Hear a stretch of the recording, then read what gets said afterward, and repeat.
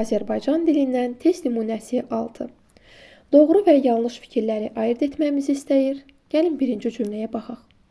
Stat cümlədə mötərizə içərisində yazılır.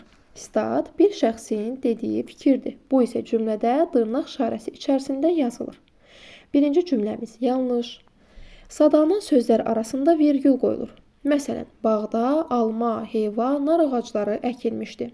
Biz burada sadaladığımız meyvələrin arasına vergülü qoyacaq. İkinci fikrimiz doğrudur. O əvəzliyindən sonra feil işləndikdə vergül qoyulur.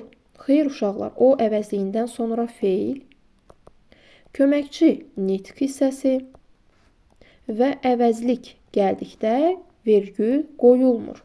Üçüncü fikrimiz buna görə yanlışdır. 4-də isə cümlənin sonunda 3 nöqtə fikrin bitmədiyini bildirir. Bəli, 3 nöqtə fikrin bitmədiyini bildirir. Dördüncü cümləmiz doğrudur.